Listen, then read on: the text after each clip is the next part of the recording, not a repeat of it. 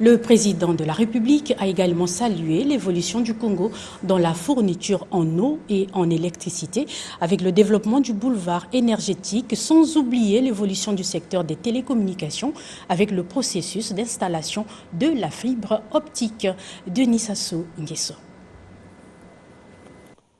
60 ans après, notre pays dispose, en termes de couverture nationale, au secteur stratégique des télécommunications qui, reliant Pointe-Noire et Brazzaville par un simple câble coaxial au moment de l'indépendance, tire désormais parti de l'installation de la fibre optique.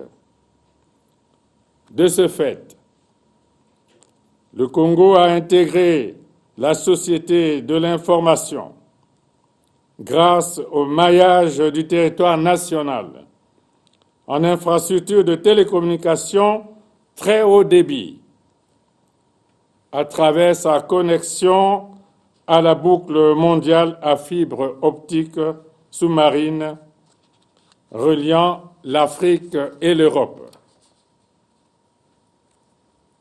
En ce qui concerne la fourniture en eau potable, la capacité de production journalière en milieu urbain est passée de 21 000 à 277 500 mètres cubes de l'indépendance à nos jours.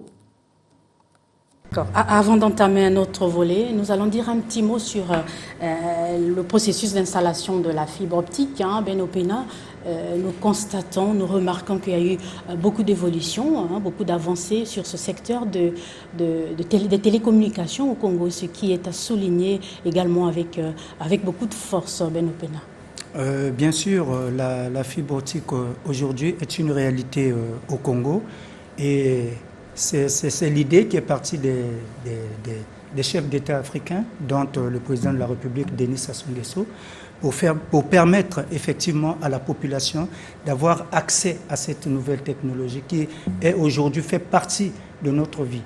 Et aujourd'hui, le projet CAB qui est à la manœuvre, et pour le compte du Congo, il y a le ministre Justy Bombo qui est à la manœuvre. Vous l'avez suivi sur les antennes de Télé Congo. Faire le raccordement de l'autre côté de Wesso, c'est pour dire qu'aujourd'hui... Entre le Congo et le Cameroun. Voilà. Donc, la balle est aujourd'hui du côté des bailleurs de fonds. Je crois que la BAD va nous aider dans ce sens. Effectivement, la fibre optique aujourd'hui fait partie de ce qu'on appelle aujourd'hui la diversification de l'économie. Il faut diversifier les sources et le numérique aujourd'hui est un élément important qui peut nous apporter de la croissance économique. Et donc, c'est une réalité, mais les difficultés sont là. Mais je pense que d'ici là, le gouvernement est en train de mettre les bouchées doubles pour que, effectivement, ça soit une réalité. Et déjà, on voit, vous m'avez interrompu quand je vous ai dit qu'à Pointe-Noire, à Dolizé, à Wesso aujourd'hui, vous avez des cybercafés aujourd'hui qui font de l'argent. Vous avez des sociétés qui sont nées grâce, effectivement, à la présence de la fibre optique dans ces parties du pays. Merci bien, Beno Pena.